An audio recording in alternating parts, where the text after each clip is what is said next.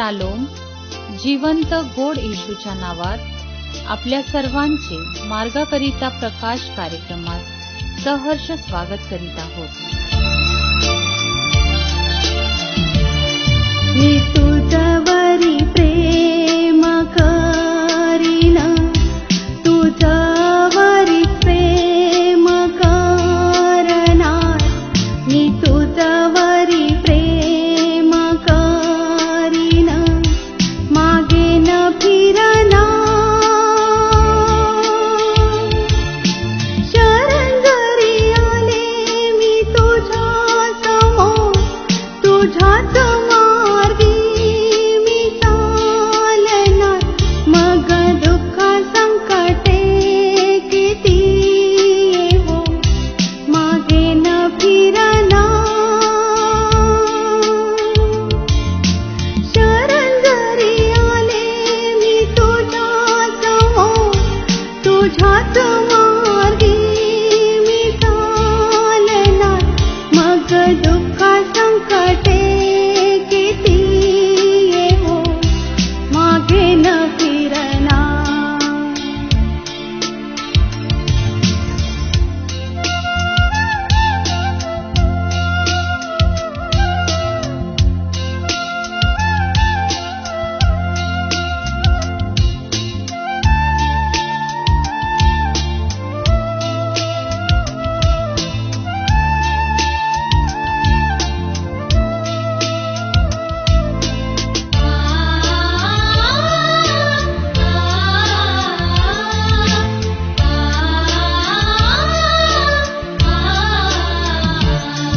मी तुझी सेवा करीन. आजच्या म्हणण्यासाठी देवाचे वचन स्तोत्र संहिता 5:7-12 ही वचने. स्तोत्र 5:7-12 ही वचने.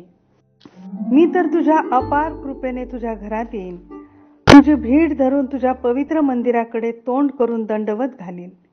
हे परमेश्वरा, माझ्यासाठी शत्रू टपले आहेत, म्हणून तू मला आपल्या न्यायपथाने ने. आपला मार्ग माझ्या पुढे नीट कर. त्यांच्या तोंडाचा भरोसा नाही, त्यांचे अंतर्याम केवळ खाच आहे. त्यांचा घसा केवळ उघडे थडगे आहे. ते आपल्या जिभेने गोडगोड बोलतात. हे देवा, त्यास दोषी ठरव. ते आपल्या मसलतीत फसवत. त्यांच्या अनेक अपराधाबद्दल त्यांना झुगारून दे, कारण ते तुला जुमानीत नाहीत. परंतु तुझा आश्रय करणारे सारे हर्ष करोत. त्यांचे तू रक्षण करीतोस म्हणून ते सदा गजर करोत. ज्यांना तुझे नाव प्रिय आहे ते तुझ्या ठाई उल्हास पावत, कारण तूच नीतिमानांना आशीर्वाद देतोस. हे परमेश्वरा, तू त्यांच्या भोवती कवचाप्रमाणे कृपेचे वेष्टन घालितोस. देवबाप, ह्या वाचलेल्या वचनाद्वारे आम्हाला आशीर्वाद देऊ. ख्रिस्तातील माझ्या प्रियांनो, प्रभू येशूच्या अतिश्रेष्ठ नावात सलाम. आज आपण स्तोत्र संहिता 5:7-12 या वचनांवर मनन करणार आहोत. पहिल्या 3 वचनांमध्ये दावीद राजा परमेश्वराकडे प्रार्थना करतो आहे आणि तो परमेश्वराच्या उत्तराची प्रतीक्षा करतो आहे. वचन 4 आणि 5 मध्ये तो स्पष्टपणे आम्हाला सांगतो आहे की परमेश्वर दुष्टाईची म्हणजे पापाची आवड धरणारा नाही आणि तो दुष्टपणाला म्हणजे पाप्याला थारा देणारा नाही. आमच्या परमेश्वराला सर्व कुकर्म करणाऱ्यांचा तिटकारा आहे. प्रियांनो, आपण ऐकले असेल की अनेक लोक म्हणतात की परमेश्वर पाप्यांवर प्रेम करतो, परंतु तसे नाही. या वचनात स्पष्टपणे सांगितलेले आहे की त्याला कुकर्म करणाऱ्यांचा म्हणजे पाप्यांचा तिटकारा आहे. तसेच असत्य बोलणारा, खुनी व कपटी मनुष्याचा परमेश्वराला वीट येतो आणि तो त्यांचा नाश करतो. परंतु दाविदाच्या जीवनातील उत्तम बाब वचन 7 मध्ये त्याने दिलेली आहे. काय म्हणतो तो?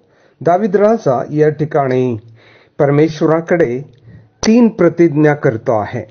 पहिली प्रतिज्ञा तो म्हणतो की मी तुझ्या घरात तुझ्या अपार कृपेने येईन, म्हणजे तुझ्या पवित्र समक्षतेत राहीन. दुसरी प्रतिज्ञा, मी तुझी भीड म्हणजे भय धरेन. तिसरी प्रतिज्ञा, म्हणजे मी तुझ्या पवित्र मंदिराकडे तोंड करून दंडवत घालीन, म्हणजेच मी तुला नमन करीन. होय प्रियांनो, आम्हालाही परमेश्वराच्या घरात जाण्याची, त्याची भेट धरण्याची आणि त्याला नमन करण्याची गरज आहे. वचन 8 मध्ये दावीद राजाने प्रार्थना केलेली आहे आणि त्यामध्ये तो 2 गोष्टी परमेश्वराला मागतो. तो म्हणतो की माझ्या शत्रूंच्या पुढे हे परमेश्वरा तू मला आपल्या नीतिमार्गाने ने आणि तुझा मार्ग माझ्या पुढे नीट कर. होय प्रियांनो, आमची देखील हीच प्रार्थना असावी.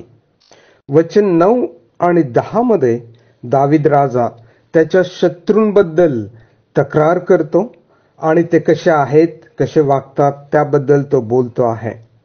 परंतु वचन 11 आणि 12 मध्ये परमेश्वराच्या चांगुलपणाबद्दल तो बोलतो आहे. जे परमेश्वराचा आश्रय करतात त्यांचे तो संरक्षण करतो, नीतिमानाला तो आशीर्वाद देतो आणि त्याच्या कृपेचे वेष्टन तो त्यांच्यावर घालतो. त्यामुळे परमेश्वराच्या लोकांनी हर्ष करावा, म्हणजे आनंद करावा आणि सर्वदा परमेश्वराच्या जवळ असावं.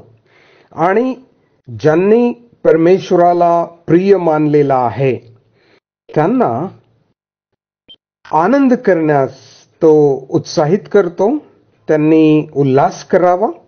होय प्रियांनो, काय आपण परमेश्वराचा आश्रय केलेला आहे?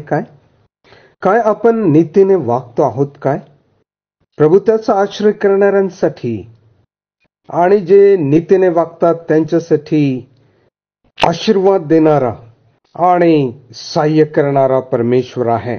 परमेश्वर आम्हाला देखील सहाय्य करो. प्रार्थना करूया. स्वर्गीय प्रेमळ पित्या, आम्ही आभारी आहोत कारण तू कृपेचा सागर आहेस. आम्ही तुला नमन करतो. तुझ्या अपार कृपेने तुझ्या घरात येऊ इच्छितो. कृपा करून हे पित्या आम्हाला तू आपल्या नीतिमार्गाने ने आणि आपला मार्ग आमच्या पुढे नीट कर. प्रभू येशू ख्रिस्ताच्या नावाने मागतो, म्हणून तू ऐक. आमेन.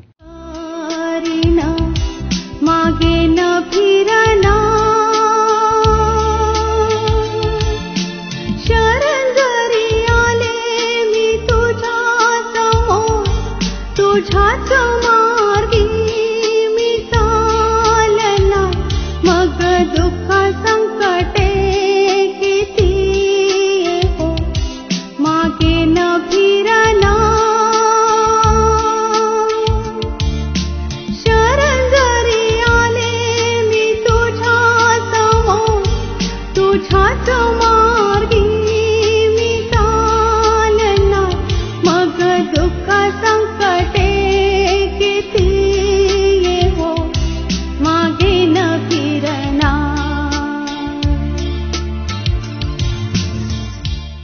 माझ्या दुःखात माझे सांत्वन हे आहे की तुझे वचन मला नवजीवन देते. आमचा टोल फ्री नंबर 1-800-2700-333. आम्ही आपणासाठी या नंबरवर प्रार्थना करण्यास उपलब्ध आहोत. धन्यवाद.